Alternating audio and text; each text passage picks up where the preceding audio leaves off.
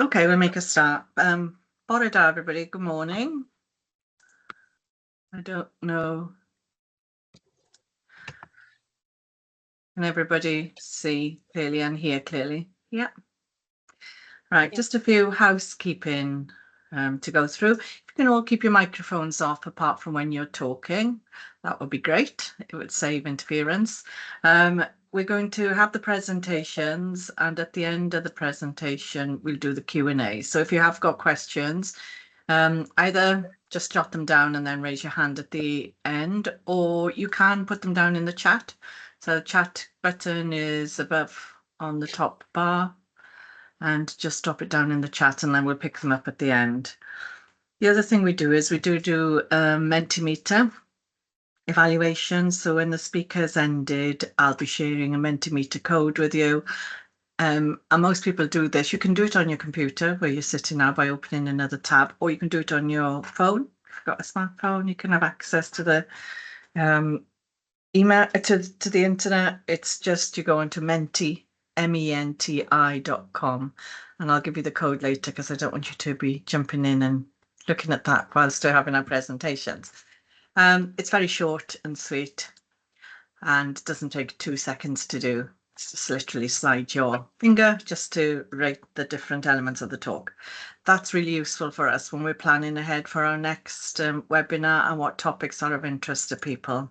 And then we always have to report anyway on the work that we do to say, you know, how valuable it was. So that's really important for us that we're able to report on the impact that the public dissemination, information dissemination events that we hold have. It's all English this morning, but if anybody wants to speak Welsh, dwi'n siarad Cymraeg, a ni dyn ni'n gallu cyfieithu, so we can speak Welsh and English, and we can translate to the others who can't. We don't have instantaneous translation, unfortunately, but like I said, there are people here who are able to converse in both languages, and we can accommodate both. So if you want to ask a question in Welsh, please feel free to do so, and I can relay it in English to you, or vice versa. It's a bit cumbersome, but it's unfortunately with no budget, we are limited in how we can accommodate that. Unless you speak Welsh as well, June, do you? No, I don't. Okay. I think that's all the housekeeping. If there's any comments you want to make as well regarding the presentation and you want to share with people, then please feel free to use the chat box. It's quite an informal, interactive session, and we encourage people to get involved. And then the final thing is that the event is all being recorded, and we've got a YouTube channel that we upload all our webinar and conference presentations to. And then everybody who's registered will be sent a link afterwards. So if you have to nip out and you miss something or you want to come back, and there's a lot of people, I think we've got over 40 registered for this morning. I know a lot of people cannot attend the whole session, and some people aren't able to attend but want to listen to the recordings afterwards. So can you first of all just check that your microphone's off? So at the top bar, I don't want to go mute everybody intentionally, but just check your microphones off. Is everybody happy? Yeah.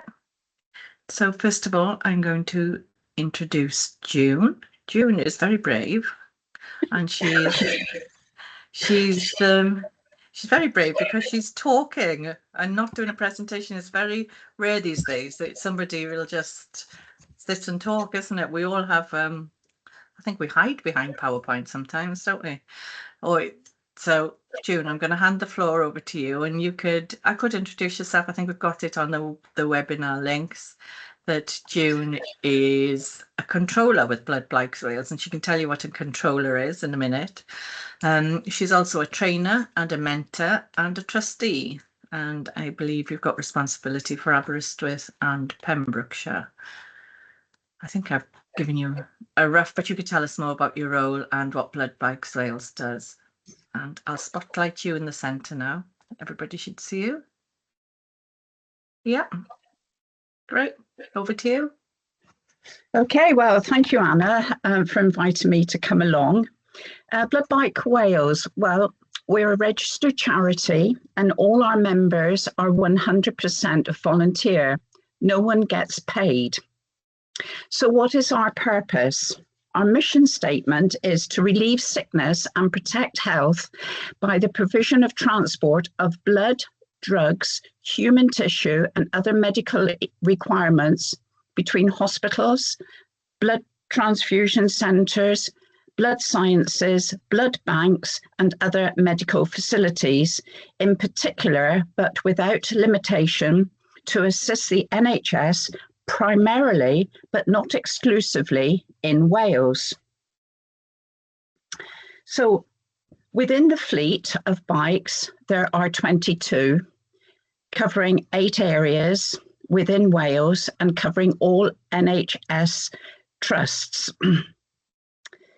There's a varying amount of bikes that are used simply because the environment that they're operating in. All riders hold an advanced qualification, a necessary qualification to be a rider with blood bikes. Annually, it is necessary for them to pass GMP, General Management Practice Qualification, UK 3373, which is Biological Substances Category B, and follow the regulations that are required to carry such samples. We do not transport transplant organs, we do not carry pillions, and we do not carry personal belongings. And we are not a blue light service, so therefore the riders have to adhere to local traffic regulations. So how do we support the NHS? Firstly, we are a free courier service. Blood samples and blood products from one hospital to another, or in the case of the Welsh Air Ambulance, we support by carrying blood from Bangor, Ysbyty Gwynedd, down to Carnarvon, but more importantly in our area, from the blood bank at Wrexham Maelor down to Welshpool Air Base. So with the products that are sent down to the air ambulance, they are kept for maybe 1 or 2 days. If there's anything that hasn't been used, they are then returned back to Wrexham Maelor so they can be utilised within the hospital. So no blood is actually wasted. In providing this service, it ensures that critical care paramedics and doctors on board have blood and blood products with them to administer at the scene, helping to increase survival rates. Medication. We carry controlled books and medication and prescribed medication couriered from one hospital to another pharmacy or transported to the patient at home. We do not transfer medication from high street pharmacies to patients. However, if an out-of-hours doctor has prescribed medication to a nursing residential home or to a patient in their own home and is not carrying that medication, we will pick up the prescription and take it to the on-call pharmacy. Such instances are, we pick up medication from Hereford Hospital and we transfer that to many individual patients within Powys, particularly South Powys. Here in Bronglais, Aberystwyth, we can go up so far as Dolgellau, delivering medication and cover the whole of Ceredigion.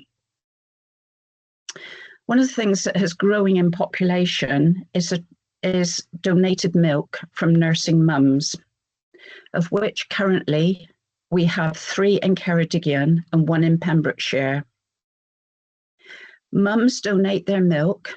It is frozen in small 150ml bottles. It is then picked up by a blood biker who then transfers it down to Singleton, where they have a holding facility.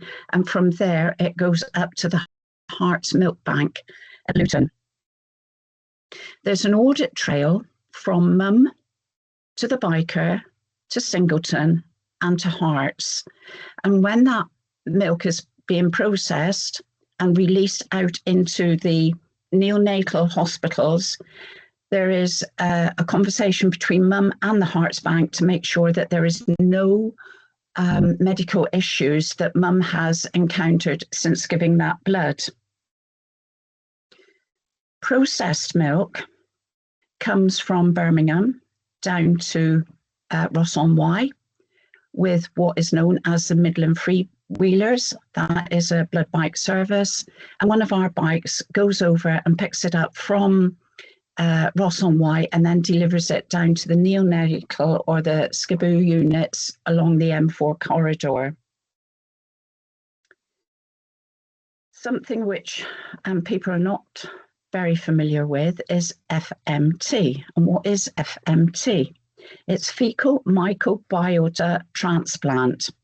It has a limited shelf life of 4 hours. It comes down from Birmingham to the medical, from the medical centre down to Ross-on-Wye, where again it is picked up. And there is 2 pickups today that has taken place. And one is going over to the Heath and the other one is going down to Glangwili. Bronglice also received FMT. And as far as I'm aware, Withybush hasn't as yet. That is another product which is gaining popularity, and the success rate in the transplant of FMT has something like a 93% survival rate. And I think that it's because of the success rate. I think because of the success rate, it means that it's gaining popularity and more trusts are using it. We have just recently in May provided a service to the Cardigan Integrated Care Service and in June to the Aberaeron Integrated Care Service. Here we pick up any samples that are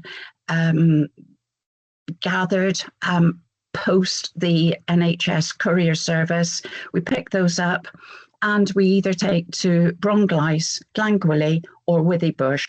More often than not, it is down to Withybush because it's our Pembrokeshire riders that pick that up. With Aberaeron, it comes up to Bronglice, and although any one of the 3 hospitals I've mentioned will take the samples, it's very much left to the rider's discretion as to where it goes and where they are going as well. We are, as I said, 100% volunteer. There are some times whereby you may ring up a controller and we say, we're really sorry, but we haven't got a rider on. There are times whereby if a rider is available, they could be elsewhere in the vicinity or further afield. For instance, as I said earlier, we do support the NHS across the border. And today, yesterday, I picked up a call as a controller, and it was from a paediatric nurse, and she has asked us if we would pick up a paediatric oncology blood sample, and that will go up to Great Ormond Street. The patient lives within our trust, when I say our trust, Powys and Howther area. And in order to do that, we will then set up a relay, which will involve 3 bikes, 2 of which is in Wales. And the second bike in Wales will go over to the M4 Junction 6, whereby it will be picked up by another blood biker from South London and taken to Great Ormond Street. Yesterday, we had a call from Glanployd asking if we would take samples over to Leeds. Not a problem. If we can do it, we will do it. But it does mean involving other blood bike groups. More often than not, milk that is collected from North Wales goes over to Chester.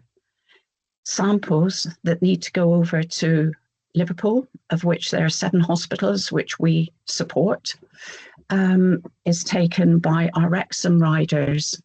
We also take samples over to the Birmingham Women's Hospital and to the Manchester Hospital as well.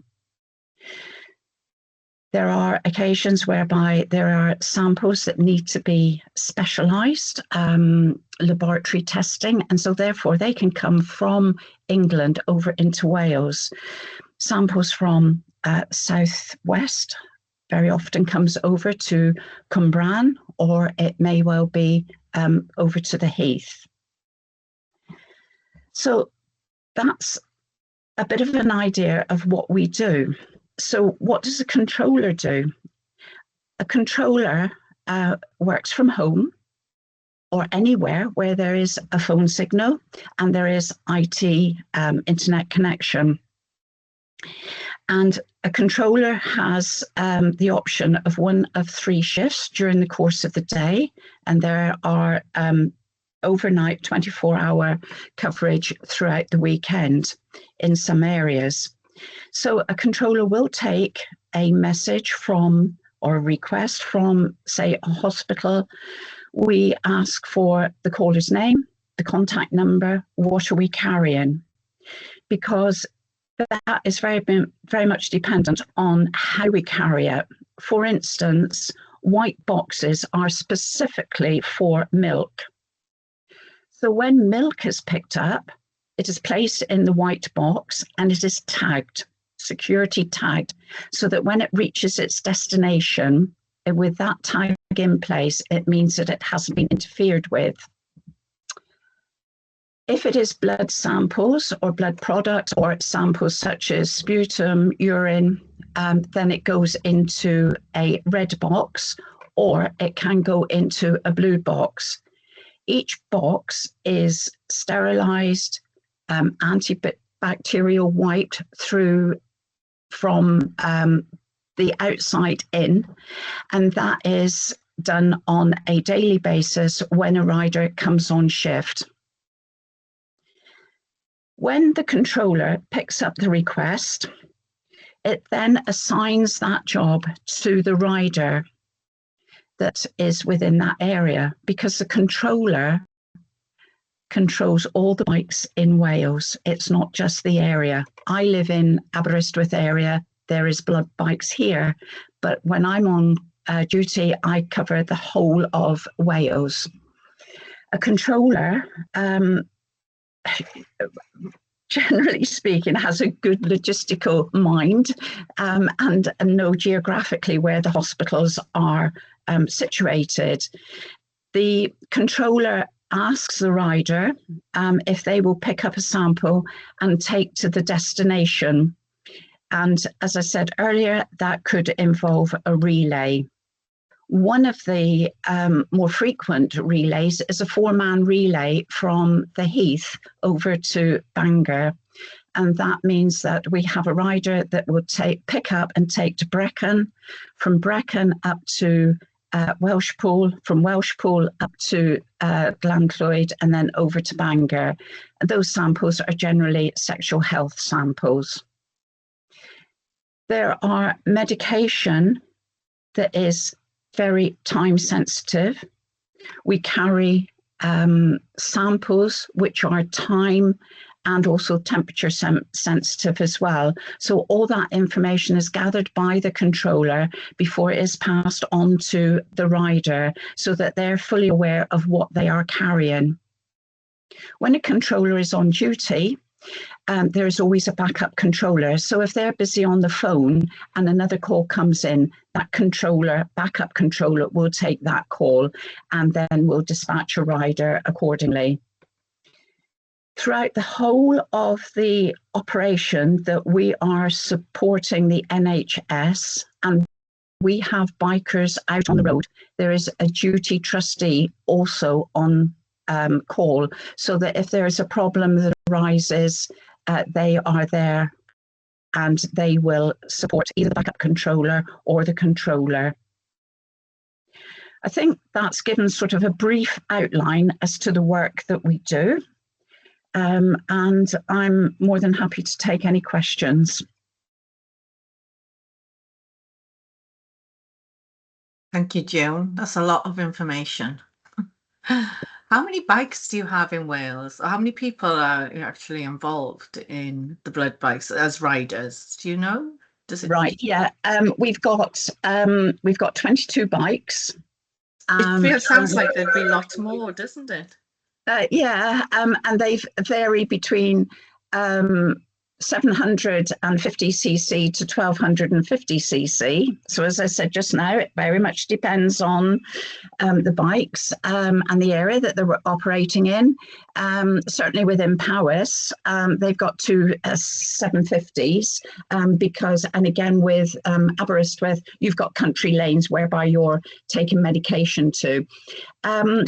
Of the riders, there's currently 143 riders throughout Wales. But bearing in mind that, you know, this time of the year, they may be the families may be on holiday or childminding, whatever. And, you know, we will endeavour to do what we can to support the NHS with the volunteers that we've got on board. Total membership of Blood Bike Wales is 527, and they're made up of riders, fundraisers, and controllers. And people who do presentations. We do not get any government funding, and we're quite firm on that because I think that if you have funding from government, then you have a layer of management, and the money then goes to management rather than core services. So that to enable us to keep the bikes on the road, we do fundraising. So you may well see us outside supermarkets or various events that are going on throughout Wales, whereby the proceeds are coming to Blood Bike Wales. A bike dependent on mileage tends to run for about 40,000 miles before it is exchanged and a new bike is purchased, simply because you want bikes that are reliable. You don't want them breaking down when they're, I don't know, between Welshpool and Shrewsbury, for instance. It depends also on the warranty of the bikes. Some have got a 2-year warranty and they'll be moved on. Some have got a 3-year warranty. Those tend to be the bigger bikes, and they will be moved on between 40 and 45,000 if they are still in warranty. It's amazing. It always amazes me that it's a charity, and it's a bit like air ambulance. People living rurally would be lost without these services. I mean, it's an essential service for us and it's really appreciated. But the fact that it's all funded by volunteers and people just raising money is incredible, really. Do you know how much it costs per annum to keep the Blood Bike Wales service going? That's a bit of a difficult question, I know. Yeah, it is. I mean, last year we did just under 8,000 journeys, and that in total was somewhere in the region of 390,000 miles that the bikes did. So you can see that the turnover of bikes is quite significant in order to provide that service. You got the cost of the bikes and the fuel. Absolutely, and the maintenance. And for instance, we've got a bike here in Aberystwyth that has gone up to Llandudno to have work done on it, simply because I don't want to go into the politics or the dynamics, but there are very few dealers within Wales that maintain bikes for us, and so therefore it's very much the same with Powys as well. It's going to be Shrewsbury, Chester, Llandudno if you're looking northwards, and Swansea and Cardiff if you're going south. That's great. Before I go to the chat box, does anybody want to raise a hand and ask a question of June? I don't know if you can see the chat box, June, but there's some really, oh, hang on, Michelle's got his hand up, but there's some very positive comments there saying what a fantastic service, and thank you. Michelle. So I've got two questions. Is one, how does the closure of the Welshpool Air Ambulance base impact the blood bike service, and how do you recruit new riders? Right, well, I'll take the first one at first. I don't see, to be quite honest, Michelle, I don't see that it will impact on blood bikes, okay? As I said earlier, we support the Carnarvon Airbase as well as the Welsh Pool, and I think that will continue simply because, I mean, I don't think that a lot of people are aware of the fact that with the air ambulance, we are supporting them by putting the blood into their lockups, specific lockups, in order for them to access the blood to go out into the field. So I don't see that that would have an impact on us. I would say that with Welsh Pool, we are looking at probably maybe 8 journeys a month, whereas with Carnarvon, because it is so close to Bangor, they've got their own service, and we only support them when their courier service is out of action or has closed down. How do we recruit riders? We have PR events. We've got Blood Bike Wales Facebook page. There are areas that have got their own Facebook page, and there's a very large number of bike groups within Wales, and so therefore the word goes out. We're always looking for riders, we're always looking for controllers as well, and a biker will ride after the age of 70, but there is a rider assessment which is done on a 18-month basis, and that includes health and eyesight as well. All riders up to the age of 70, from 25 to 70, they have an assessment, rider assessment, every 3 years, or if they have not ridden for 6 months, they will then have a rider's assessment. And that could be because of work commitments or health, whatever, but they are constantly monitored to ensure that they are fit to ride the bikes, as well as the bikes are fit to carry them. Thank you. Anybody else want to ask a question in person before we go to the chat? Okay, we've got a question in the chat box from Alwena, who is asking, how much notice do you need to be able to do a transportation? So if you had a notice come through. It really depends. As I said, some of the requests that we have are time sensitive. FMT, for instance, we know that the patient will be on the operating table in readiness to receive that FMT, and so therefore there is a lead up time maybe of a couple of days in order for it to be set up and for the patient to receive that. As I said yesterday, we had an urgent call from Glanfloyd over to Leeds, and we can be that responsive. As I said, there are times when we say we can't do it because A, we haven't got a rider, but also the fact that we have a rider that's elsewhere. But generally, if I take Bronglais, for instance, we go down to the Welsh Blood Service down at Pontyclun most weekends, and we will receive a call from Blood Sciences, and it will be down there if it's in the morning, it'll be down there by the afternoon. So there is, as I say, it really is dependent on when we get the call and where it's got to go. And again, if it's time or if it's temperature sensitive. Right, but if there was an urgent one, you could hopefully be able to organise it pretty sharply. Absolutely, yeah. Amazing. There's another question from Jess in the chat box saying, is there a limit on how far a biker would be able to deliver? I know you've mentioned relays. I suppose, is there a limit as to how far you'd expect them to go? Yeah. Well, a biker will, for instance, again, looking at our trust area, if we've got a sample from Bronglais down to the Heath, the ABBA bike would go to Raider, the Powys bike would pick that up from Raider, Clock Tower, and take it down to the Heath. There's obviously occasions whereby we are out of area.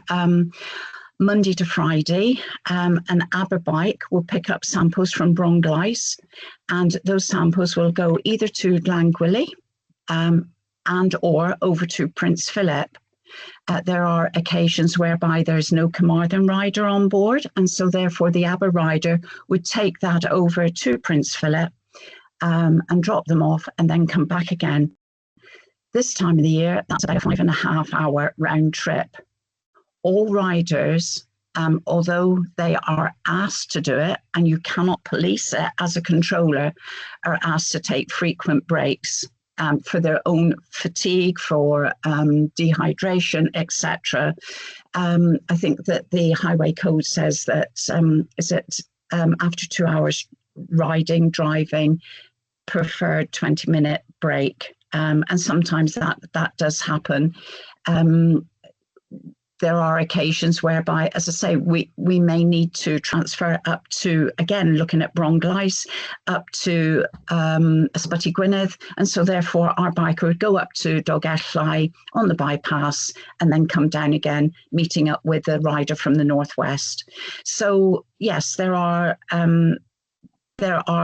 occasions, more often than not, whereby they will go out of county. Yesterday, there was milk that was picked up from a nursing mum in Haverfordwest, and the rider took it over to Singleton because there was no rider available in Carmarthenshire.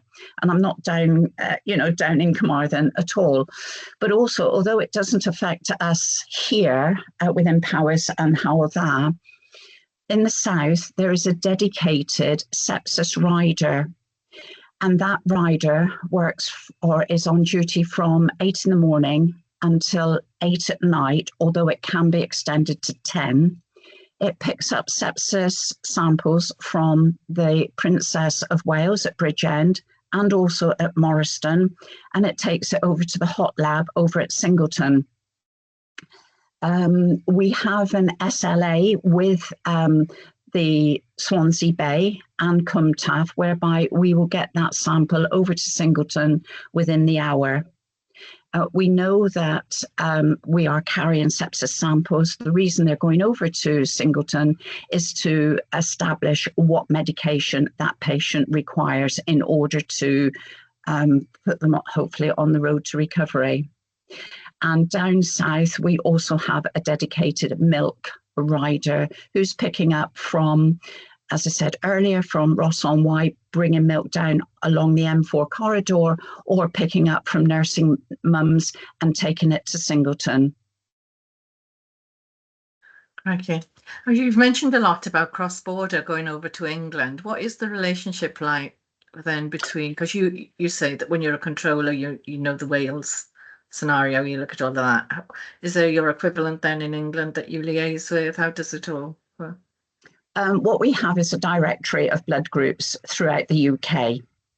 And so therefore, one would then, for instance, when there's FMT coming over, the controller, they have a dedicated controller, would phone us up. But I suppose it's down to being a controller and knowing geographically what we do and how far we can go.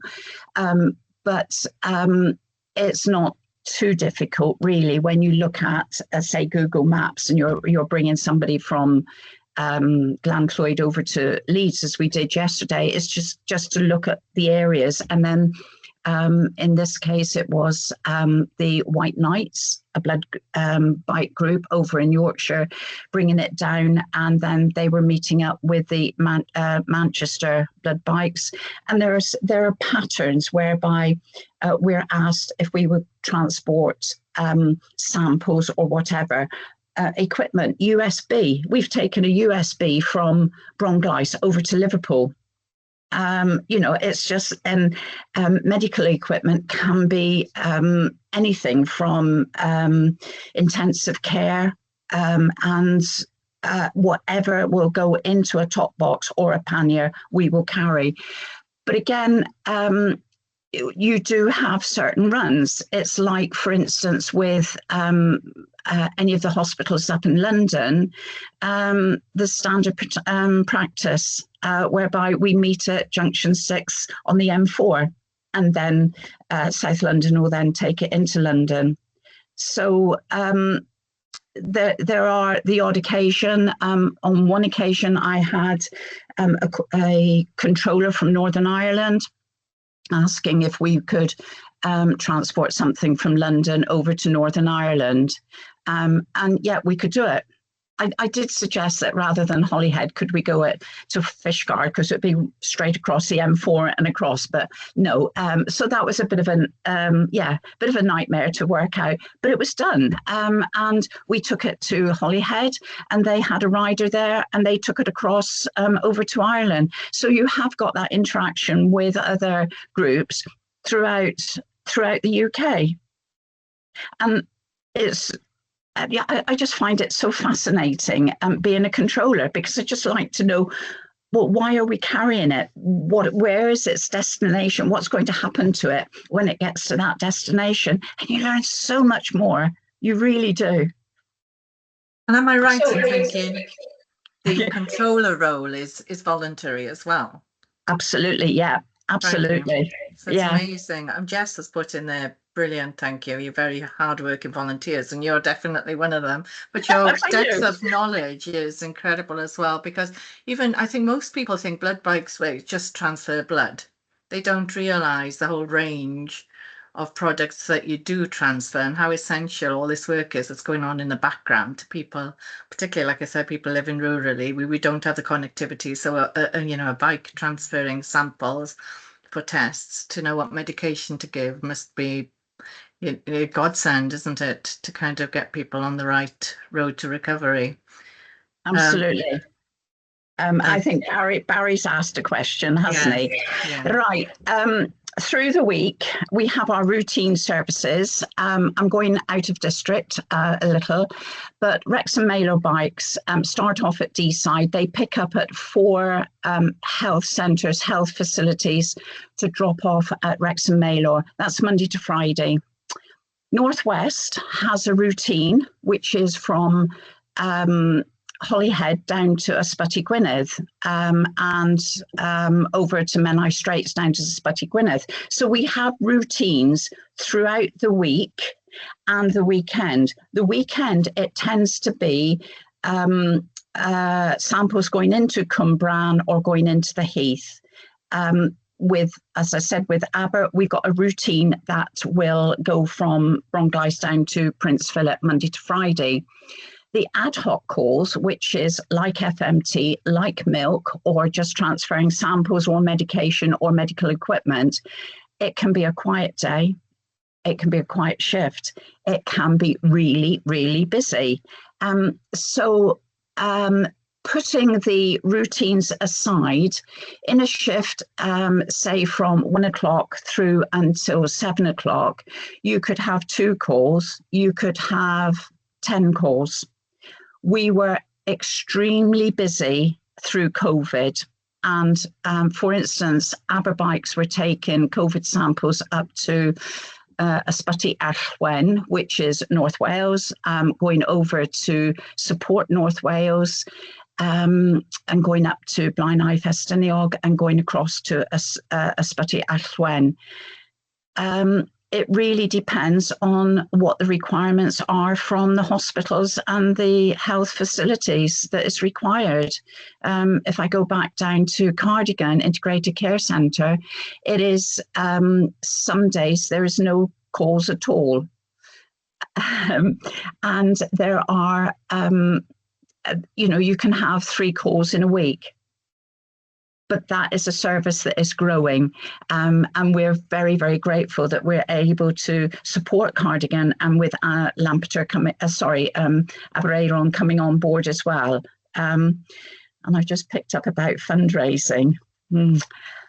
Fundraising. I suppose before I retired, I was providing a I was a registered regional manager for a charity, and in order for that service to grow, we were raising somewhere in the about £1 million a year. And so therefore, I do have a passion about fundraising, and I look at various aspects where we can fundraise, but also get out there and tell people what we do. Because as you said, Anna, a lot of perception is that we carry blood. It's not necessarily the case.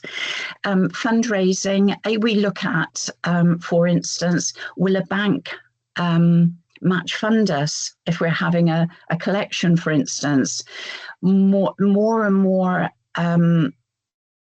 organisations out there, clubs and societies, Young Farmers Clubs, Mercat Wild, WI, we do presentations to them. It has a knock-on effect because they get to know the knowledge of what we do, but then they can disseminate that out into the community. And so therefore it may well be, we went to our local agricultural show here a couple of weeks ago, and I've had a request then whereby a local chapel over in Tregaron, they will have their harvest festival and that money will come in. It doesn't matter how much money comes in, it's all put to good use. It's not put to salaries, wages or whatever. And, you know, there are occasions whereby bikers will go to a filling station.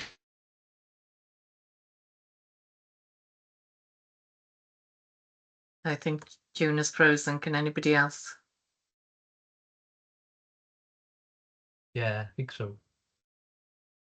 Okay. Hopefully she'll come back in.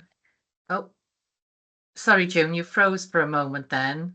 Right. What I was saying was that bikers will go into a filling station, fill up their bike, which is about £10 to £12. That's the cost that it would be to transfer samples from Brongleice down to Prince Philip. How much would it cost for a taxi to do it? Because if we weren't there, NHS would have to pay for taxis.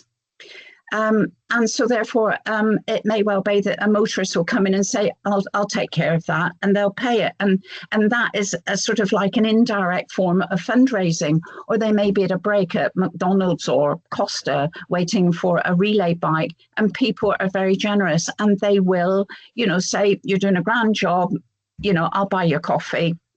So fundraising, yeah, it's just trying to be innovative and spreading the word really to other groups. Because what works well in Wrexham does not necessarily work well over here in West Wales. For instance, Wrexham has just had a bike bought by the Mayor of Wrexham, but also the High Sheriff as well. And so therefore, you know, that's a huge saving because a bike can be retail out at, say, the smaller bikes at 9,000, but by the time it's kitted up with cameras, trackers, etc., that can move towards £12,000. Or if you're looking at a BMW, which is one of the bikes that we use going along the A55 or the M4, then you're looking at 20,000 plus. So we do have businesses that actually donate bikes. Here in Aberystwyth, Anna, you may be aware of Cambrian Tyres. Yeah. They very kindly donated a bike. Lions clubs contribute towards the purchase of bikes, as do the Masons. Again, somewhere in the region of £335,000 from the Masons was given to Blood Bikes, the National Association of Blood Bikes, for distribution amongst the areas. And here in Wales, it meant that we could purchase a bike. So there's various ways in which we can raise that money.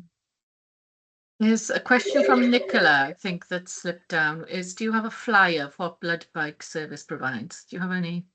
Yes, we do. Would you like me to send that over to you, or do you have an electronic version, like a PDF or something? Yeah, we can send that over. Yeah, I'll share it with everybody. Right, that would be great. I think we could chat for hours, but I'm with the time moving on. I was just going to ask one more question in terms of your riders. They are predominantly male, aren't they? So I was just wondering, what's the gender split, and are more and more women supporting Yeah, the charity? yeah. There are biker groups whereby it is solely women out there that go out for a ride out or whatever. Yeah, more women are coming on board. But we do have a situation like, for instance, we have a lady over in Pembrokeshire who is a rider, but she can only ride the smaller bike because it's not necessarily all about riding. It's about handling the bike. Can you put it on the centre stand, for instance, if you're going into a garage or a side stand? So you've got the manoeuvrability, but also the restriction may be the weight of the bike as well. But yes, there are. There's only one area out of the 8 whereby there isn't a lady rider. We've got lady riders here in Pembrokeshire, Aberystwyth and Powys as well. So we're doing more to promote ladies coming on, and in doing so, buying smaller bikes for them to use. Thank you. I think the message there is for everybody to get fundraising for Blood Bikes Wales, and to spread the word about the fantastic work you do. Thank you ever so much, June. We haven't got a presentation, obviously, we can share. We can share the leaflet when June passes it to us, and a recording. Then we will put this up on YouTube if anybody wants to share the link and spread the words, per se, and maybe get some volunteers as well. If anybody's interested in supporting in other ways, as a fundraiser or as a potential future controller, I'm sure June would love to hear from you. Okay, well, thank you indeed for allowing me to share the bikes with your seminar today. Thanks, June. But there's a lot of appreciative comments in the chat that I'm sure you can read. Yeah. In the meantime, we're going to move on to the Mentimeter. So I will share my screen.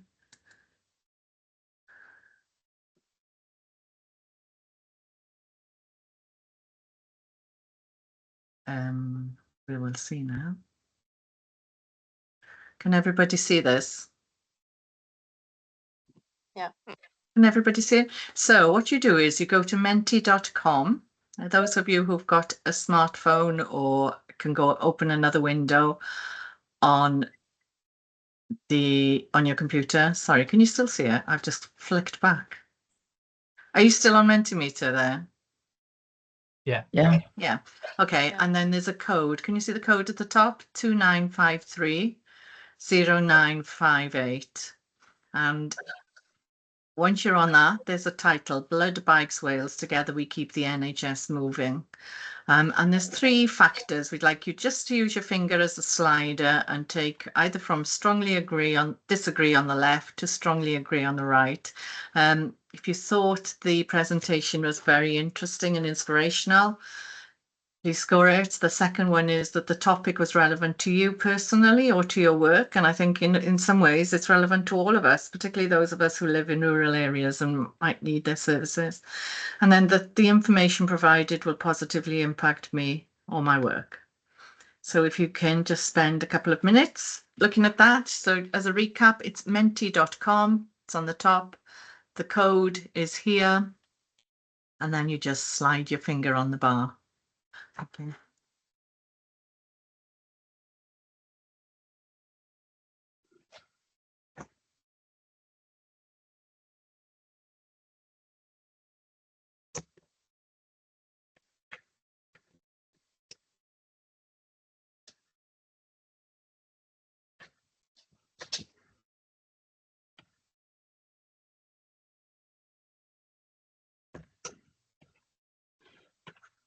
And don't forget to press submit when you've done your scoring as well.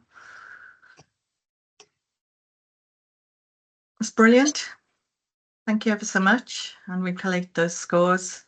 Yeah. And the address, if I just do it here, Menti. Thanks, Michelle, for putting the code on. Michelle's got the code there.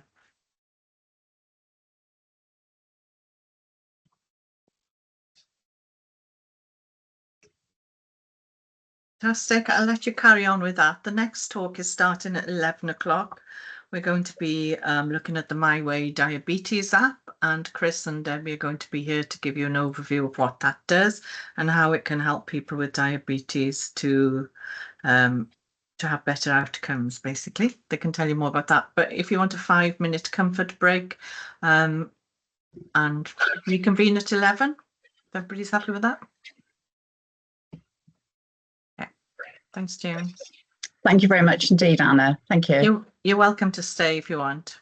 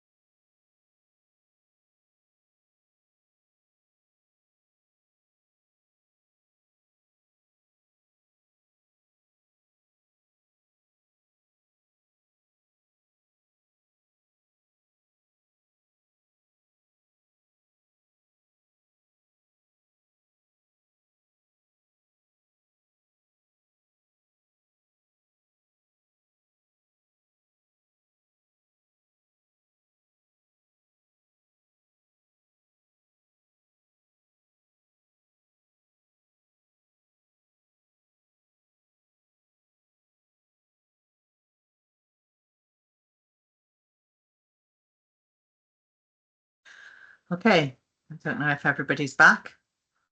Couple of minutes.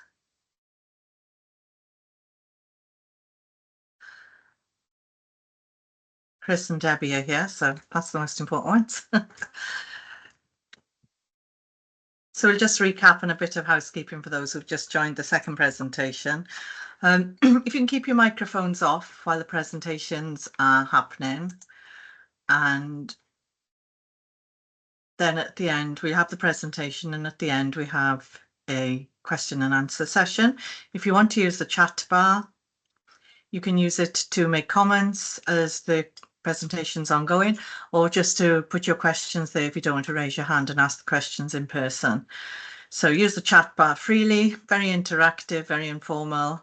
We are recording the sessions and we will be uploading the recording to our YouTube channel after the event, so people can see what is happening because some people are dropping in and some people are not able to attend the full session. So I will introduce you next to our speakers. We have Chris Avery and Dr. Debbie Wake from MyWayDiabetes. It's MyWayDigitalHealth, isn't it? But they're going to talk to us today about the MyWayDiabetes app. Chris is Chief Operating Officer of MyWayDigitalHealth and currently has 40 years experience in the medical device industry with a particular focus on diabetes. Chris also has a proven track record of building successful organizations from startups through to large medtech corporations within the UK and across Europe. Then Dr. Debbie Wake is a physician, and apparently she's had a life in the media as a TV doctor and presenter, which I'd be quite interested in finding more out about. She is CEO and an NHS consultant diabetologist who is columnist for a UK newspaper. So with no further ado, I will pass the floor over to Chris and Debbie. Have you got your presentations? You can share your screen and deliver it yourselves. I haven't even opened the links that I know you've just sent me. No, that's Debbie. fine. I've got that here, so hopefully it'll work fine at this end. Okay. But, thanks. Yeah, great. Many thanks, Anna, for the introduction. As I said, I'm Debbie Wake. I'm a consultant diabetologist up in Edinburgh and also an academic with Edinburgh University. So I still do quite a lot of teaching and research, but spend a lot of my time as CEO and co-founder of MyWayDigitalHealth. So this is a company we spun out of Dundee University about 8 years ago, and I'll tell you a little bit more about that story. But it's really 20 years of background of developing a national platform in Scotland to support diabetes management. And then about 8 years ago, the university allowed us to spin a company out, which has allowed us to take some of the innovations we've developed nationally in Scotland into other parts of the UK. And we're doing a lot of work in England and some work internationally as well, which I might touch on. Chris, do you want to say a quick hello before I go into the slides? Just very much a quick hello, and nice to meet you. I know you've been dealing with my colleague previously, Chris B. I'm Chris A. So nice to meet you and nobody else on this call, and I'll pass back to Debbie. So I'm just going to share my screen and take you through a short presentation. Do feel free to interrupt, put questions in the chat, although when I'm on presentation mode, I may not see your questions. So if Chris and others can keep an eye on those and just give me a shout if there's anything that I need to stop and cover as we go.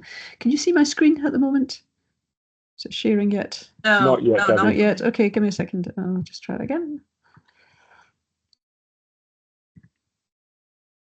Okay. Yeah, that's working now. Yep. Brilliant. Great. Thank you. So yeah, many thanks for the opportunity to present today.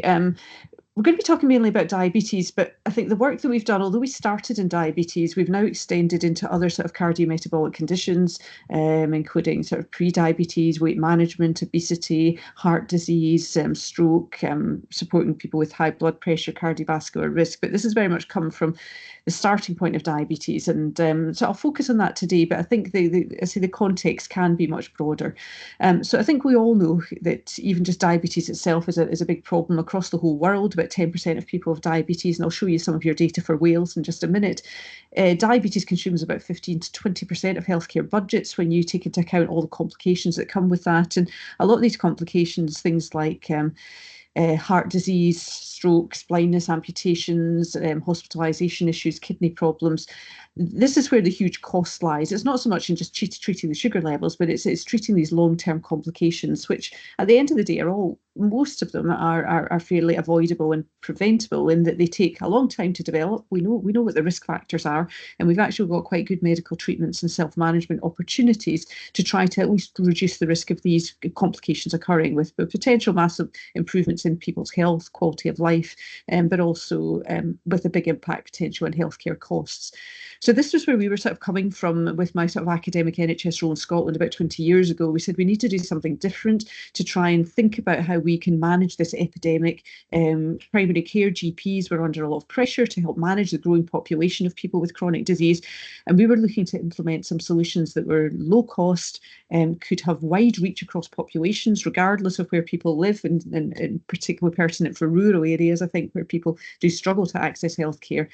And to do this in a sort of cost-effective way, with a focus initially on supporting people to better self-manage these conditions, take ownership that will allow them to bring down the risk of complications and improve quality of life. So thinking about Wales, I mean, you've got about 220,000 people in Wales with diabetes. In Scotland, it's about 330,000. So we're about to be about 2/3 of the population size. At the moment, about 7%, but looking to reach 10% by 2035.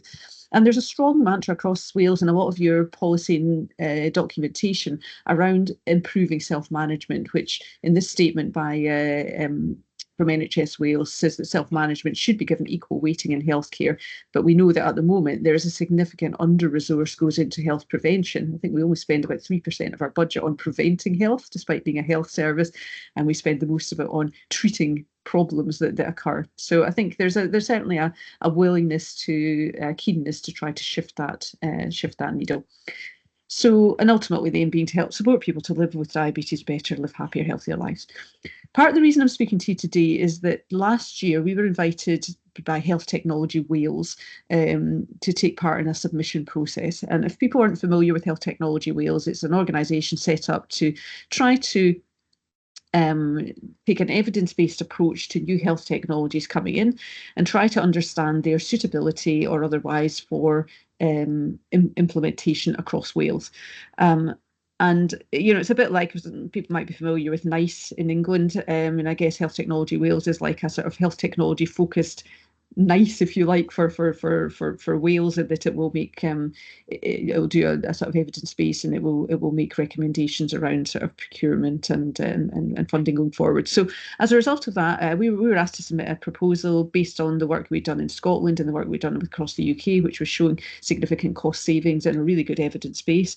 And there was a robust process where they went out and they looked at digital interventions for diabetes, not just ours, but across the board, to say, you know, is there anything here that we should be trying to adopt?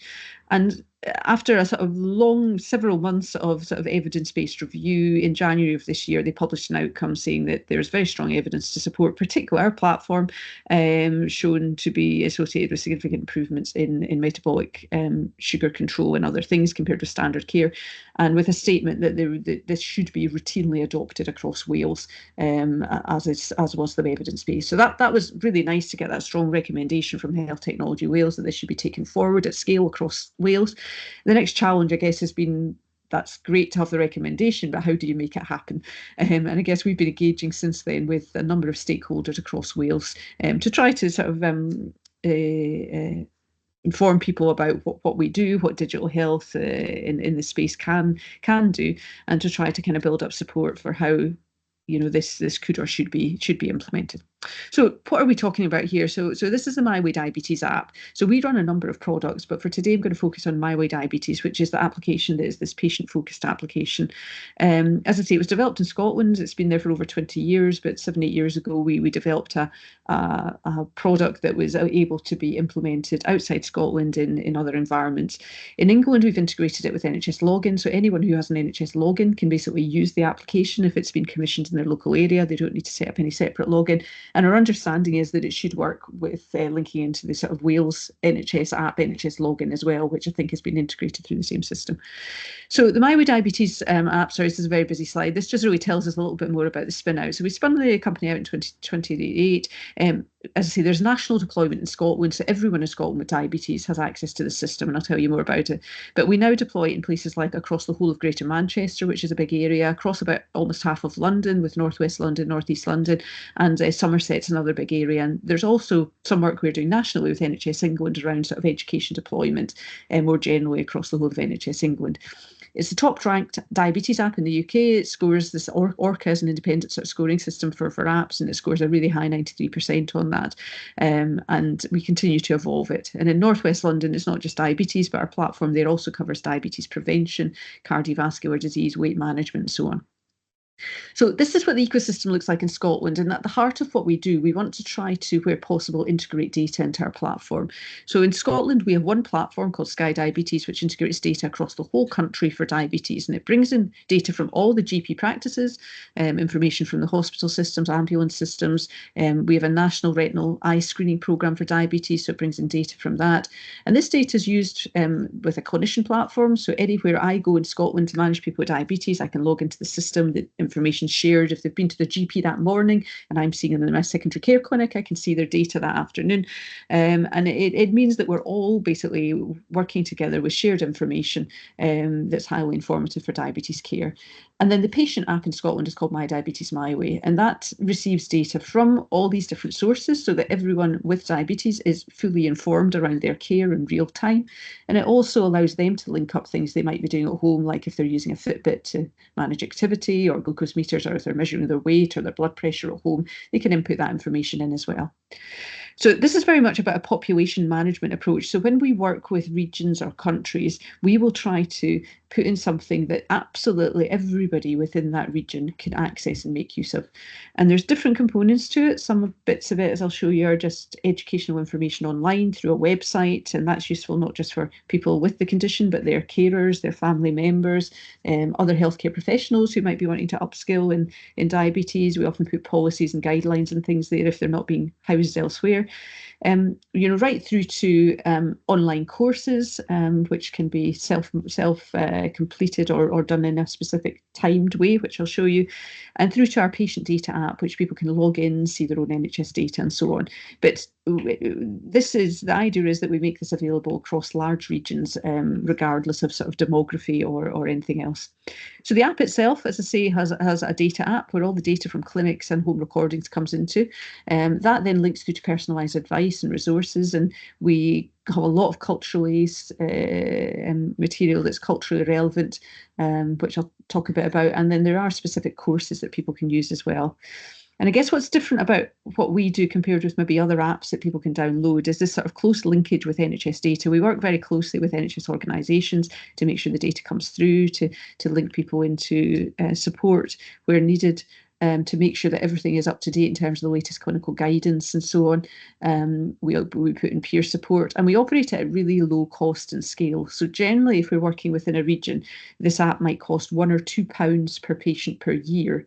So, when you consider a box of test strips for measuring sugar levels can cost, anything from £10 to £20, for a fraction of the cost, you've got a system that gives people 24/7 support across the whole year. In terms of education, data access, data management, and online automated support for managing their diabetes. So that's kind of the way that we run. At the heart of it, we have an open access website. So this might be for a region. So this is one that was set up in the North West Coast. So each of our regions, like Somerset, Greater Manchester, has its own website. And that is used where people can access open access content. And these websites have very, very high levels of use. So across our different UK websites over the last few years, we've had about 5 million page views. I think we're now up to well over, I think actually we're up to now, when we include the Scotland website, we're up to, I think, over 3 million visitors now across our different websites and real estate over cumulatively the last few years. So very, very heavy use of this sort of open access content, which people find very helpful. It's very high quality, lots of videos, interactive elements, games, other things. It also has auto-translation tools on it. So it's primarily in English, but if you open the auto-translation tool, it will auto-translate into 99 languages and read aloud in 40 languages. And Welsh is one of the languages that it both auto-translates and reads aloud in. Although we have done some specific work, particularly with a group called Seren in Wales, who are a paediatric diabetes group, where we've created content, completely translated content in Welsh, including working with Welsh filmmakers to come and make sure everything is sort of primarily filmed in Welsh and things as well. So we can do this sort of dual translation work. And where we work internationally, often we're producing sites in other languages as well, like Arabic and things. So we've got good experience in doing dual language products where needed. This is what the patient dashboard looks like. So if they do log in through the NHS app to see their data, they will see all this information. It will contextualise depending on what their type of diabetes is and so on, but they can see things like all their blood results. So this is, HbA1c is a long-term blood sugar, cholesterol, and blood pressure, their weights, weight measurements. So anything that's been done in the clinic, be it the GP practice or secondary care clinic, depending on where we're pulling data through, will be there. Foot and eye screening results, medication, appointments, data, and so on. And if it's green, they're doing fine. If it's amber, it's a bit high. If it's red, it's too high. If there's a little symbol, it means it's overdue, and they should be going to the clinic to get that test redone. And there's a little sort of panel at the top as well that reminds them when certain tests are overdue. They can drill into this in more detail to see graphs and things, and they can also link out to courses and resources. And everything it shows here is contextualised for that person, depending on their type of diabetes, what their different markers are, where it looks like they need to be working more in different areas. And just example here, if we click into the blood sugar graph, HbA1c, they can see how it's changed over time. It explains to them what these things mean. Often people don't necessarily know what HbA1c or albumin-creatinine ratio are, but we start to try to educate them around the tests and their targets. And this is often when the sort of penny drops in terms of helping them kind of understand care a bit more. So this saves them going to the GP or phoning up for any blood results or anything. They can just get access to all this information at home, get it explained. And we know that the system reduces kind of clinic time by adding in that functionality. Detailed narrative that tailors according to the person and then links them back out to educational information. They can set goals, they can add in new values for anything they're doing at home. As I say, they can link up their Fitbits and things, so they can do sort of million-step challenges with Fitbits and so on if they want to do that as well. And we've also got these tools like this prediction app, which I might show you live if we've got time, but basically shows people their sort of risk of developing serious diabetes complications, but also shows them what happens if they, for example, lose weight, become more active, stop smoking and so on. And they can sort of see how that impacts on their risk of complications and then start to set some goals around that and links them into sort of tailored self-management support. We've got sort of easy ways of them checking in to see which tests are overdue, to start sort of planning maybe clinic appointments where those are needed. And as mentioned, there's loads of courses that both run, they can complete themselves or run it within a certain time limit. So again, I'll show you quickly some of the courses, but we have courses covering type 1 diabetes. We've got 8 courses there. This includes sort of courses on some of the various technology aspects that are coming more and more prevalent for people with type 1 diabetes. We've got courses for type 2 diabetes, including courses about how to reverse your diabetes, if that's something that's relevant. We've got courses for preventing diabetes, gestational diabetes, and then we've got several courses for things like weight management, managing cardiovascular risk, cardiovascular disease, and so on. And these will be all being accredited by something called Kismet, which is the sort of quality assurance for structured education. So structured education is generally something that is mandated or within the NICE guidelines, something that is recommended for every single person with diabetes to go through structured education. Often people struggle to do that in a face-to-face setting. We know only about 15% of people with type 2 diabetes ever attend a structured education course, but here they can do it online in their own time and be sort of supported through that. So we tend to be able to sort of really help with some of these quality requirements around structured education and admission. As well as these running in their own time, people can also attend every sort of month or so. We've got a open course running, which we send out newsletters to anyone who's on our system. And it might be a course about weight management or a course about, in this case, diabetes and Ramadan at that time of year. We've courses for type 1, type 2 diabetes. And these operate slightly differently. There's still content they can go in and do online, but we also run sort of webinars with question and answer sessions. We have national experts coming, and it's a bit more interactive, and there's sort of discussion boards and things that people can get involved with. So that allows them over anything between 2 days and a week, or in case of Ramadan, we keep it open for a month or so. A sort of time-limited course where they get, again, a bit more sort of online interaction with both experts and with other patients to kind of support them through these courses. So those continue to run as well. I'll just show you, just to make it a little bit more real, I'll just very quickly show you some of this in some of the live platforms we've got. So this is an example of our platform in Somerset. So this is branded for Somerset. This is just an open access website where anyone can go in. They don't need to log in. They can download the app. So they can view this either just by going into a web browser, or they can download our MyWay app and have the app and access it through that. We've always got new things sort of running on the platform in terms of new courses and things. If English isn't their first language, they can operate this Reach Deck tool, and that will start the auto translation. And then it talks about, how to register. We can put in lots of information about your local services as well. So this can be a front door, not just to what we are doing, but to what's happening nationally and to what's happening within local communities. So we're always really keen to work with you around, making sure it links up with local websites, local information. They can access the online courses here. Within the Know More section, there is about 250 educational resources that just they can go in and view. It might be videos, leaflets, other things that help them self-manage better.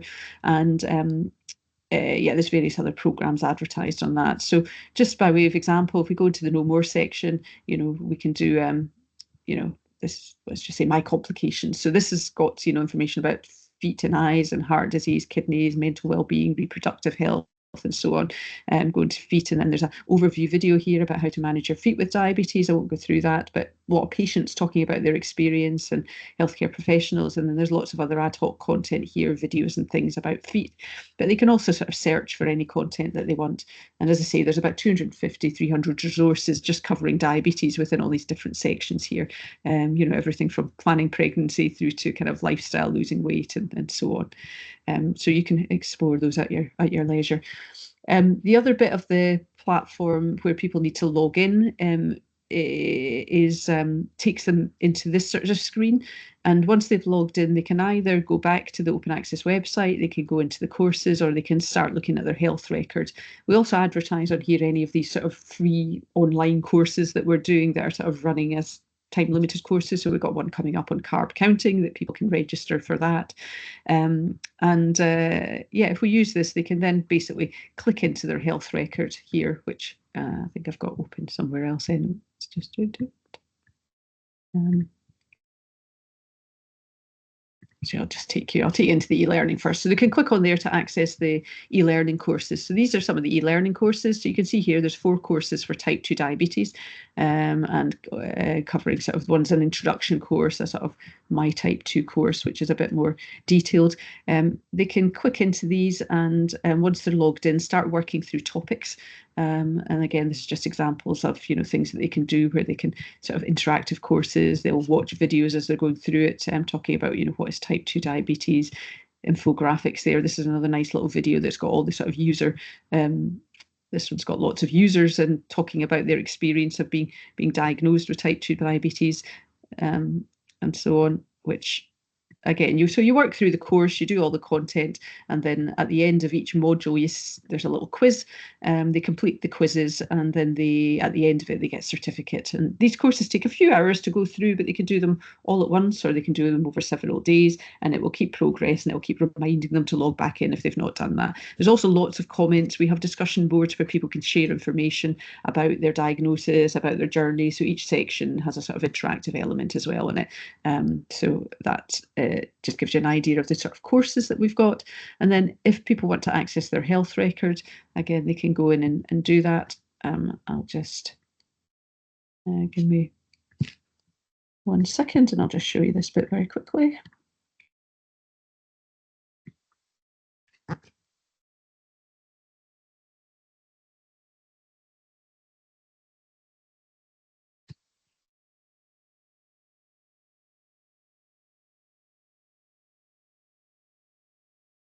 Okay. So so people can either view this on a phone, where it'll look a little bit different as if you're viewing it on a web platform. It kind of configures for a mobile app if that's how you're viewing it. But here you can see people can see their different measurements, their BMI, their weight, waist, their eye, foot screening results, appointments, and so on. as you see, the red, amber, green rating. So this person's got a couple of things in the green, but these red ones, they're a bit high. So this is the urine measurement for protein is a bit high, cholesterol's a bit high, blood sugar control is in the red at the moment. So again, it takes people sort of through that, explains what's going on and what they need to do to improve it, and then links them back to sort of videos and content that hopefully helps them work on improving that.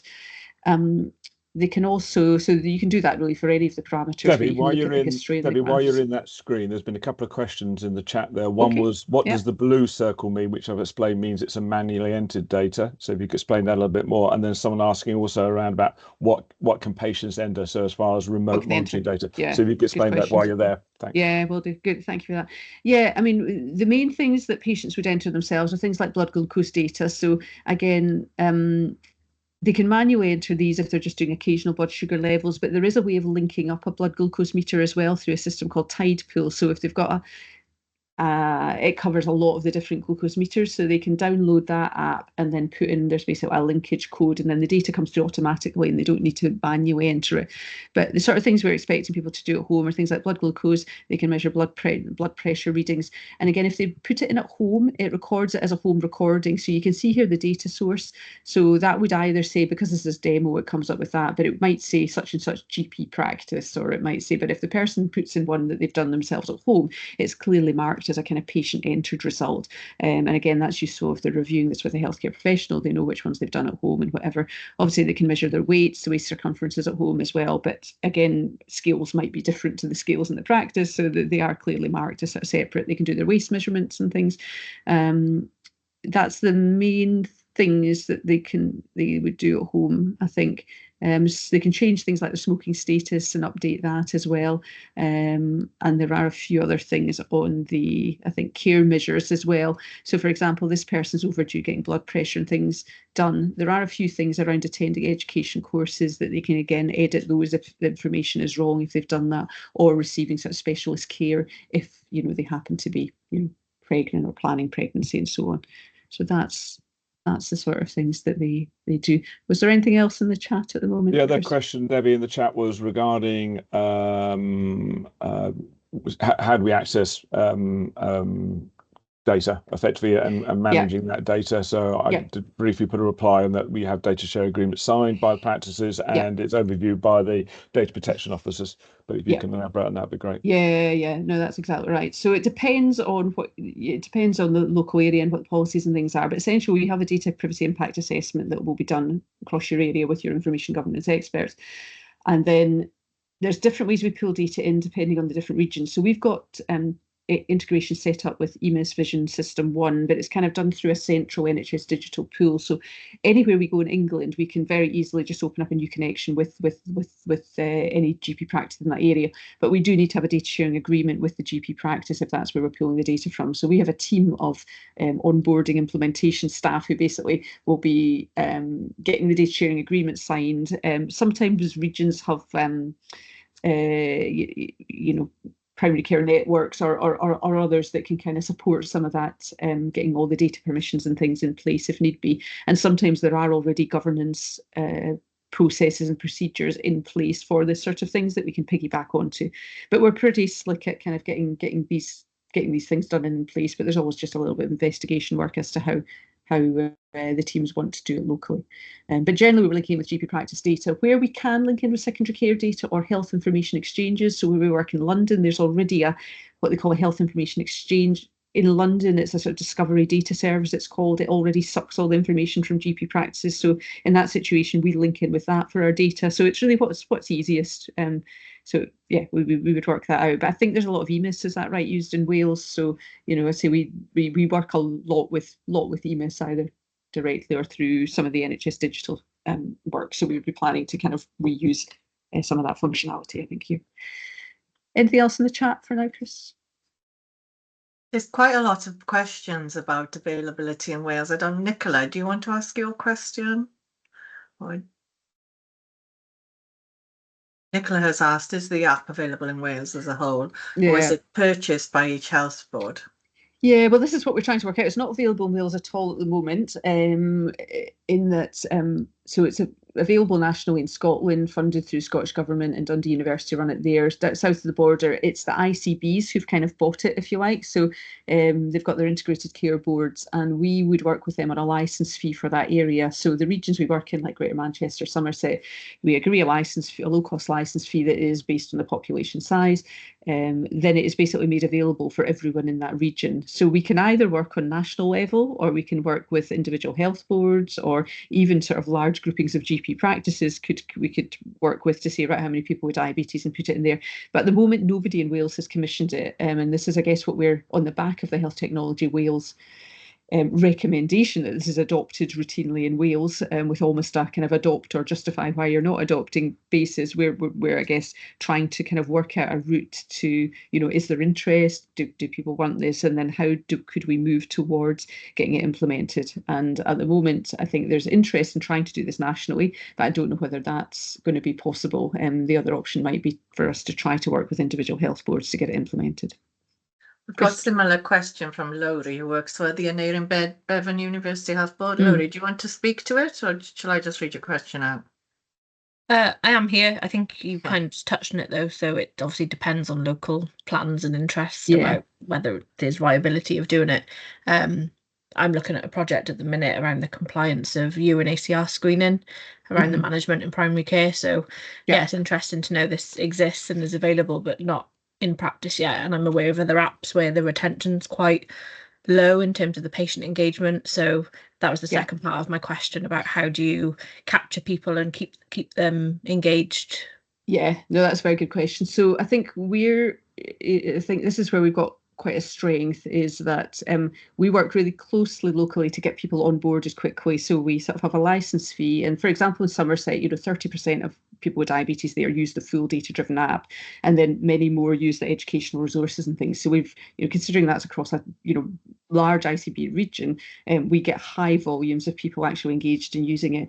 And I think the difference with what we're doing is because we're integrated with the NHS data, anytime there's a new result or things, people will tend to go in and have a look at the results. A new way diagnosis, they'll do a structured education course, they might be integrating other data. So we rarely ever lose people. If I'm honest, our retention rates are extremely good. And I guess that's because people just start using this as part of their kind of clinic consultation. They go to the clinic, the results are there, they go in and have a look at the results, they set goals, sometimes with their healthcare professional. They might be doing other things like looking at their Fitbit. If a certain problem happens or occurs, they get a foot problem, they will get automatically sort of pinged something from the system that says your foot risk score's gone high, here's some educational content on that. So all through their diabetes journey, they're kind of getting, notified there's new data coming in. So for those reasons, they tend to use it. I was thinking it was a bit of a banking app. It's there, it's got your background currency, it's filling with your information. So the retention is really good. People aren't necessarily using it as frequently as an app where you might be measuring your sugar levels and putting your calories in every day. We're more about that kind of medium to long term sort of planning, trying to just educate people, build good habits, over the sort of longer term. And we've got really good evidence that it works. So again, I could send you or show you in a minute some of the evidence base showing that it does significantly improve metabolic outcomes, improve outcomes, long-term complications, acute admissions, clinic time, and so on. But yeah, happy to send over more data if that's not answered it fully. Thank you. I'm not far off the end of the presentation anyway, so I'll kind of push on and then but let me know, Chris, if there's anything else that's pertinent. This was just the risk sort of tool, just showing a few of the features here that, this shows their risk of developing a serious diabetes complication, and they can go into this little page that has a video and explains what do we mean by that and what does this tool all about. But the idea here is that, you can look at the impact of losing a bit of weight, increasing your activity, maybe stopping smoking, and the thing just keeps recalculating your kind of risk over of complications development. And the idea is that this kind of motivates people to try to improve complications. Trying to improve risk factors rather to trying to reduce their risk of serious complications relating to their health. They can save these things as goals. And then basically once they've done that, it will start to link them into content and information about things like weight loss, smoking cessation, whatever it is that they've set as a goal within the system. So that shows, just at least give you an idea, hopefully, some of the functionality. And this is where if somebody's got their Fitbit linked up, they would view their sort of activity and their steps. If they've got their glucose meter linked up, again, the data would be coming through on that, and there's a way to kind of go into your profile and basically, you know, connect your devices and things here. And this is the sort of connection for the glucose data, for example, how you do that. It talks you through that. So just to finish off, in terms of use cases, again, yeah, sort of loads of information on this. If anybody's interested in any of the use cases we've got, as I say, we've got our national platform Scotland, the work we're doing across the different regions. Again, a lot of these have been quite established now, so we've got high volumes of people using them, and also a significant evidence base around you know, improvements in outcomes, and you know, where we've sort of implemented Fitbit programs, where we've worked with local coaches and they've done a kind of mini program working alongside what we've been doing. So got loads of information there about that. In terms of the, just very brief with other products and services, we've talked about MyWayDigitalHealth. So this is our diabetes app here, which is what we've talked about today. But as mentioned in other areas, we do now basically do the same service for pre-diabetes, cardiovascular disease, weight management, and so on, which is essentially what I've shown you, but for the context of those conditions. And we can build that out just as one service, or in some places we're implementing sort of separate services. Sometimes we just run education on its own. Some people don't want to or can't do the data integration, but they just want some online structured education courses, and we can implement them. Again, that's much sort of very quick and easy thing to do. And we also have a clinician-facing app that I won't talk about today, but we do have this tool, which is essentially a clinical decision support tool for chronic disease management. So for clinicians, it tells them exactly what to do, what to prescribe when tests are overdue. It makes sure that the clinicians are complying with the national guidelines or local protocols, if you want to embed those into them as well. And it links with a patient app. So where patients do upload data at home, the clinicians can see that data through the clinical portal. So it acts as a kind of remote monitoring tool as well. So that's something that could be implemented sort of on top of the patient application, but it's not needed. The patient app can work sort of basically in isolation. But yeah, if there's a clinical team supporting the management of this, that's something else. It also does risk prediction, and it can predict people's risk of complications and the risk of the sort of drug response and things. So it's got a lot of AI-driven sort of features within it as well that support clinician management.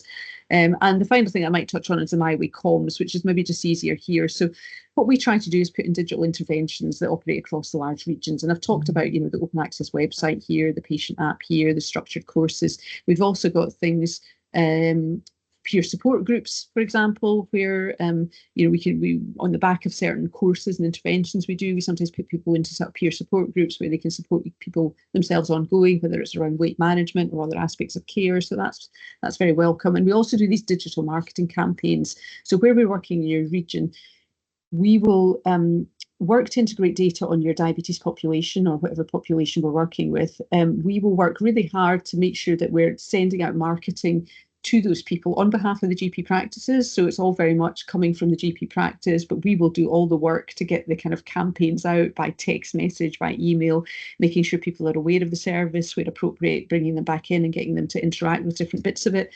But we can also use that service to advertise other things that you're doing regionally. So in England, we do use that service to support some of the national programmes, like to get people into the National Diabetes Prevention Programme or to promote community resources or other things that are happening. So, you know, it's just another way of doing kind of very cheap, low-cost digital marketing to kind of raise awareness around prevention and healthcare activities that are happening. And that's just kind of talking about that sort of population bit, where we can bring in the data and we can risk predict across populations. We can see what's happening in terms of your quality markers across populations, and then we can deliver kind of list of patients where we can do this sort of digital marketing to get you know, get them into different initiatives, including our own apps. And we can also think about, you know, are they on the right medications, recalling patients. So that's like the kind of clinical bit of what we do that might or might not be relevant, but I thought I'd just mention it very, very briefly. So finally, the evidence base. You know, I think we do have a really strong evidence base that this works. And from the point of view of the rural side of things, I think the big advantages are that it can support remote monitoring. It gives people 24/7 access to information when they might be quite far away from a point of sort of clinical contact. They can access the results without phoning up or going to the GP practice. And we've shown significant improvements in knowledge, self-management, satisfaction, improvements in blood pressure, weight, cholesterol, all these important markers. And that has resulted in significant cost savings. So as mentioned, we can roll this app out at very low cost. It costs about £1 to £2 per patient per year to roll out, which I think, considering it's several £1,000s to manage a person with diabetes, you know, spend £1 or £2 on this to focus them on preventative activity. It's really a sort of drop in the ocean in terms of cost. But what we can show is we can start to deliver a very quick return on investment. So within the first year, we usually discount the license fee by 50% in the first year while we're getting things up and going.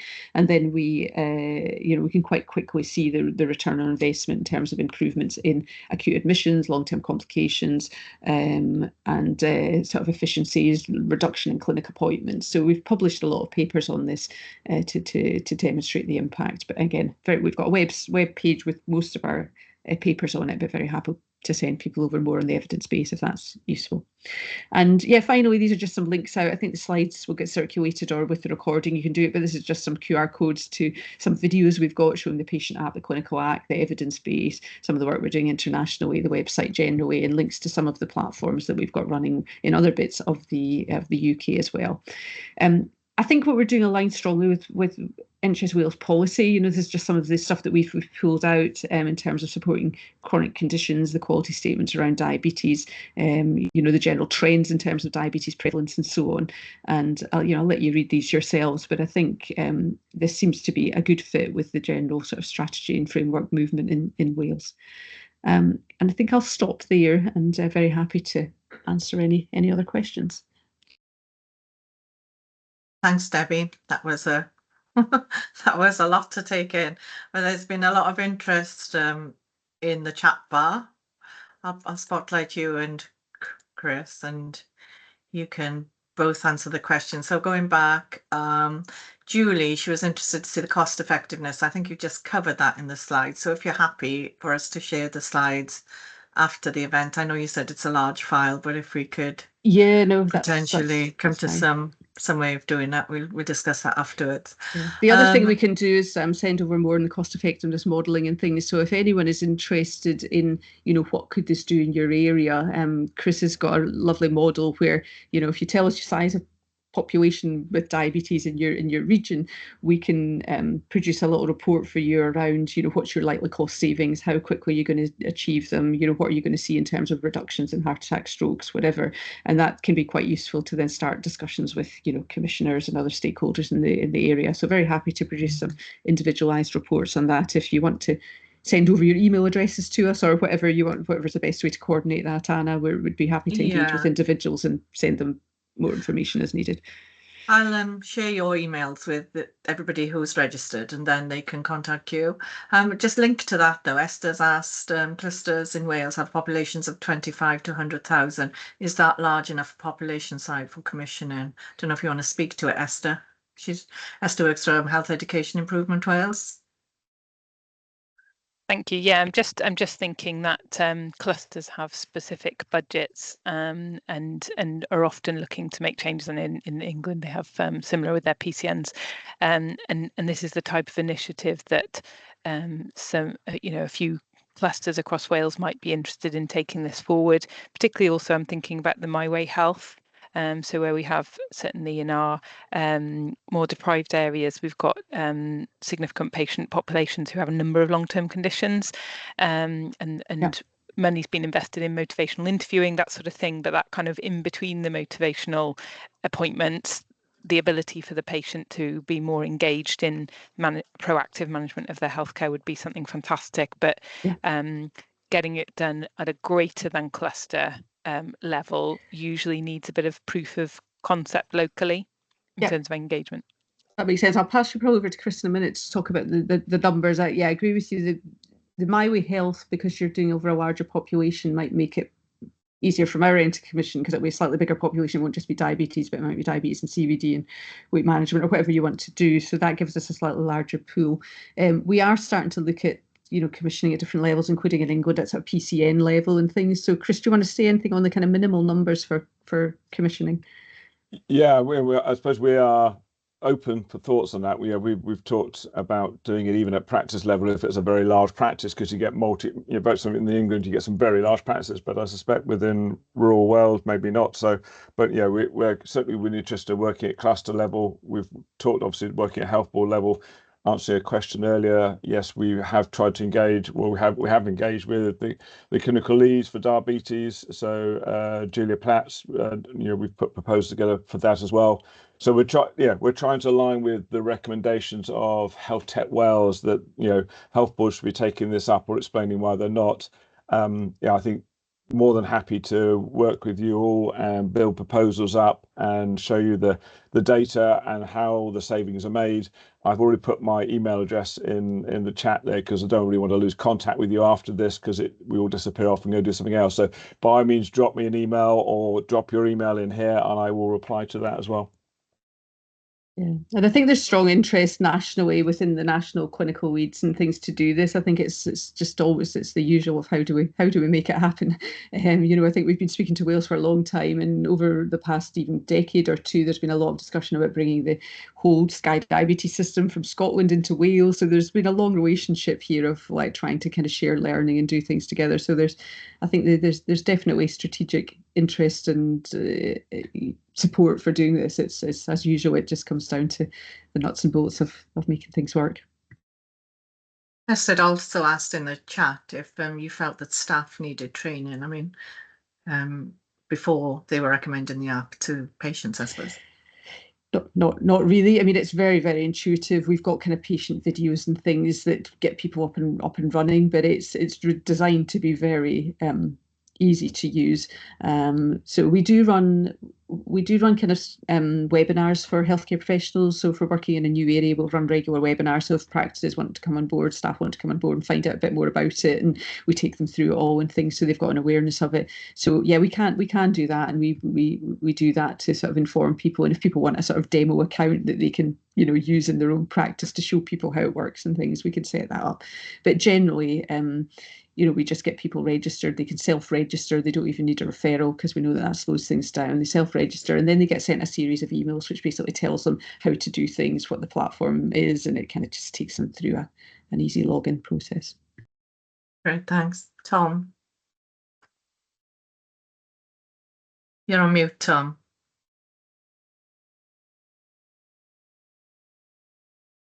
Yes, thank you, Anna, and thank you for the alert on the route as well.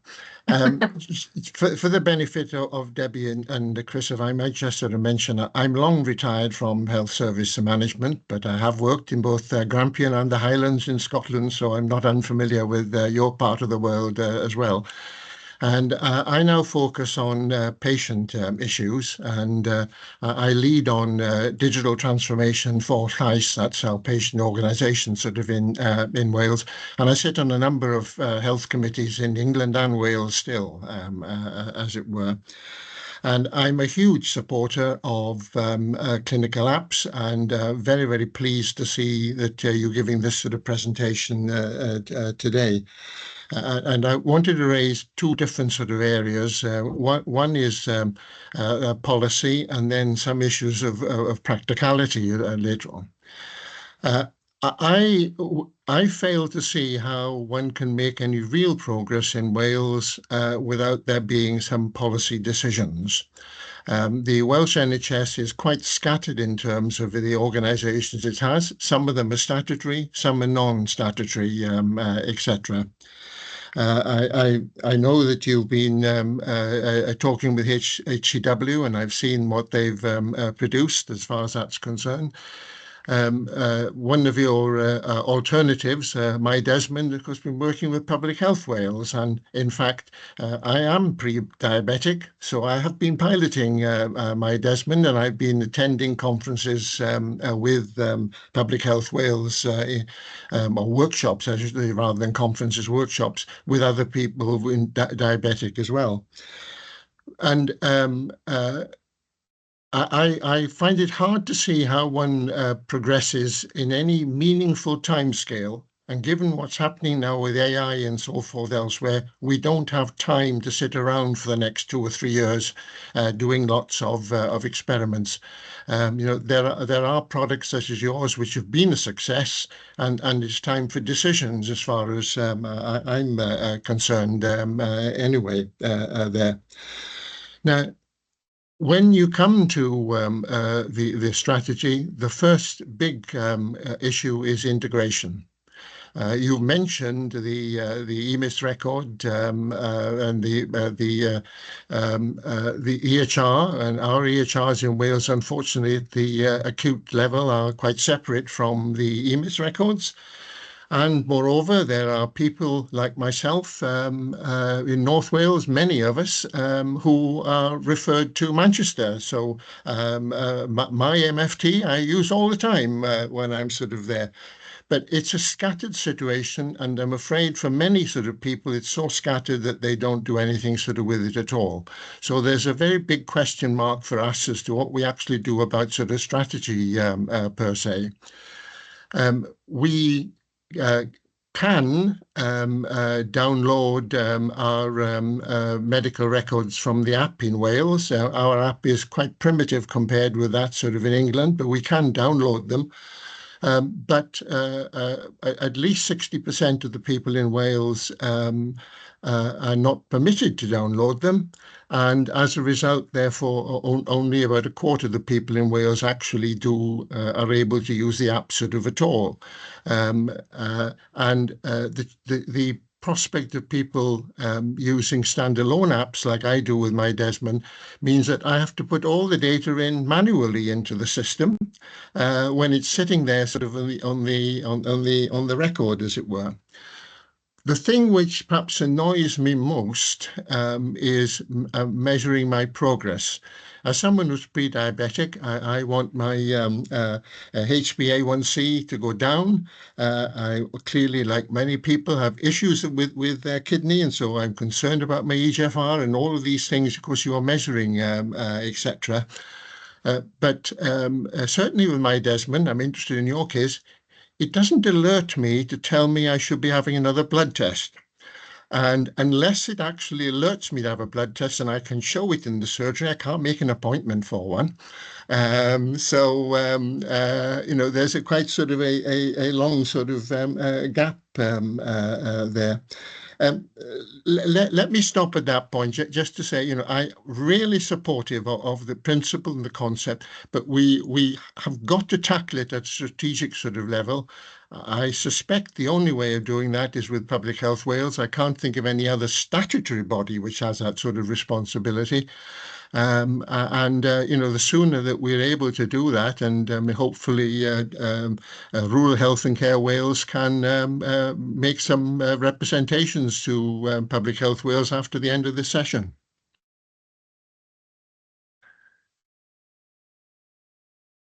Tom, that's great. I'd love to hear your excitement about it. And I think Debbie will touch on a few of the points in there, I'm sure. But I think we're very keen to work at all levels. We're working at the strategic level, at national level within Wales.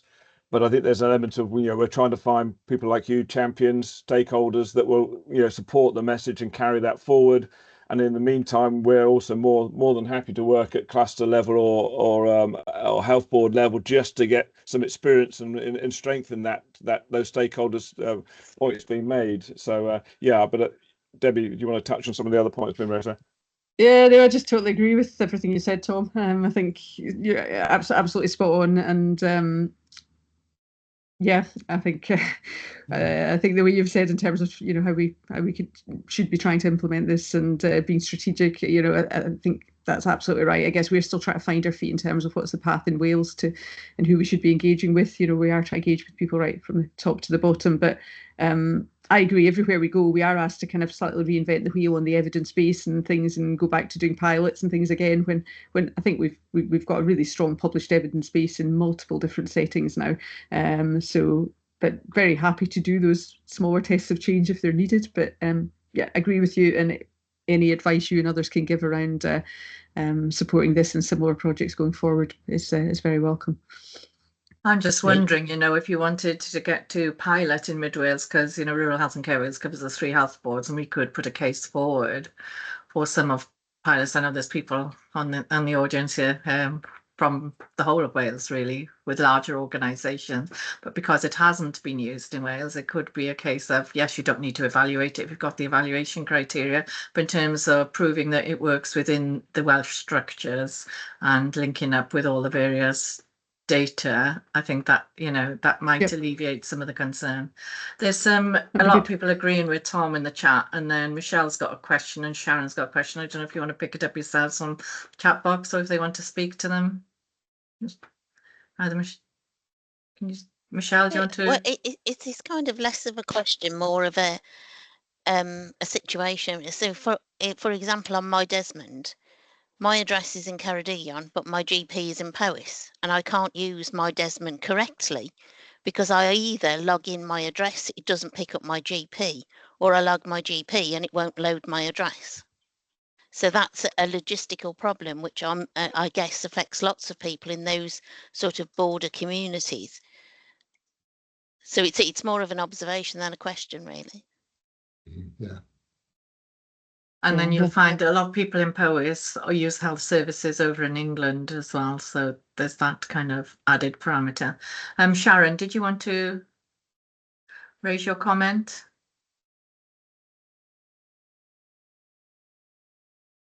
No. So Sharon's just saying she's ophthalmology nurse specialist, carries out intravitreal therapy injections for patients with diabetic macular edema, and she would really appreciate commissioning in Brecon and Llandrindod areas, which are part of Powys Teaching Health Board, and so we can definitely take this forward for you. And Julie, yes, I'm grading all the comments. I don't think there's any more questions. Are there Anna, any questions? just a comment really on the overall. Yeah, there's some questions here about the sort of cost effectiveness of this product. Part of the Health Tech Wales evaluation was to validate the product that way. So yes, Debbie's talked about what we've done to validate it and the number of publications we've had. I don't know how many, there might be 20 more or something like that now, Debbie.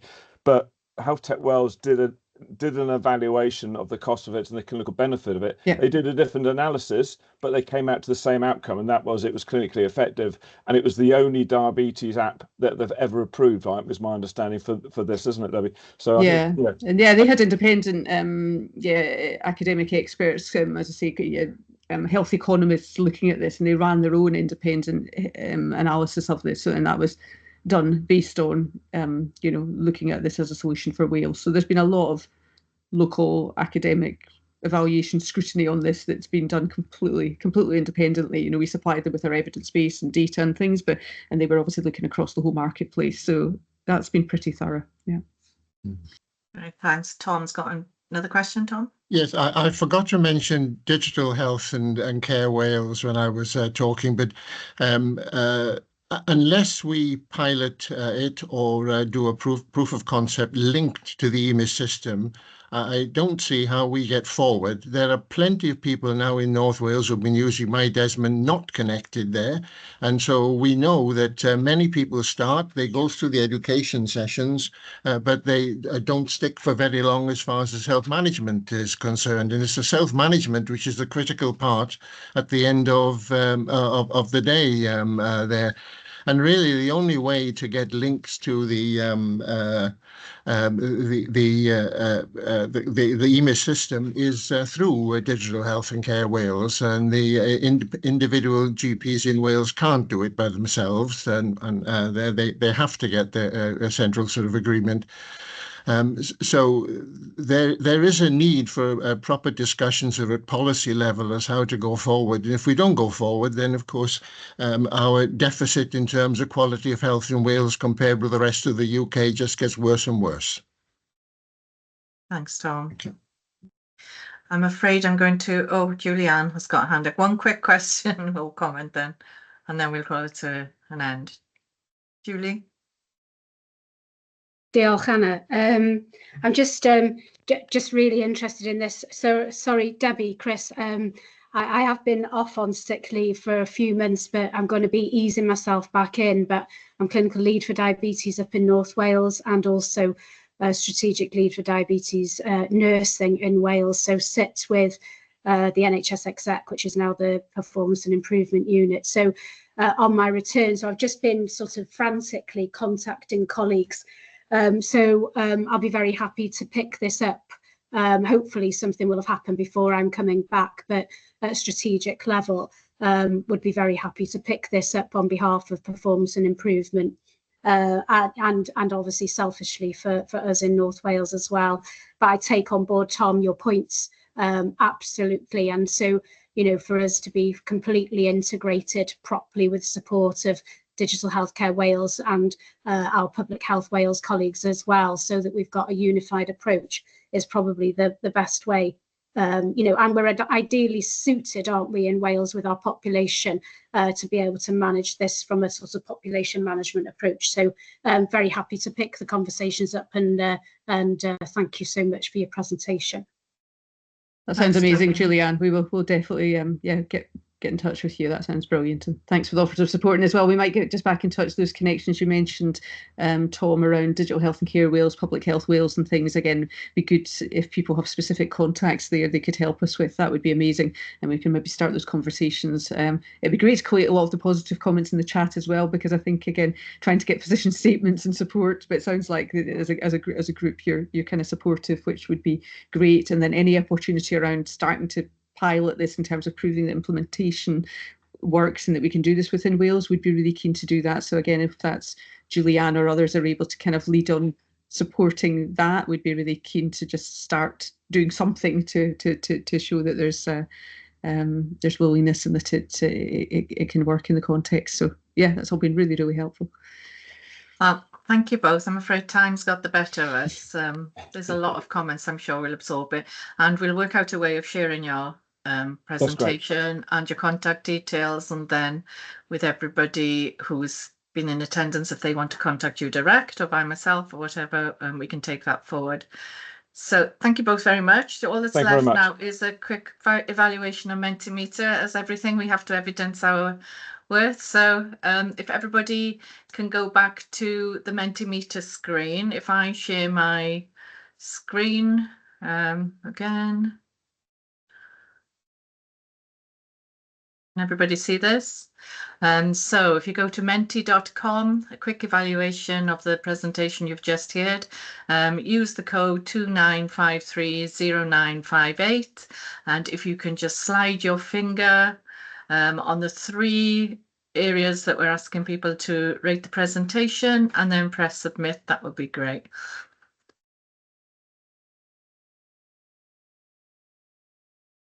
There's the code. There's the address. Please submit your evaluations.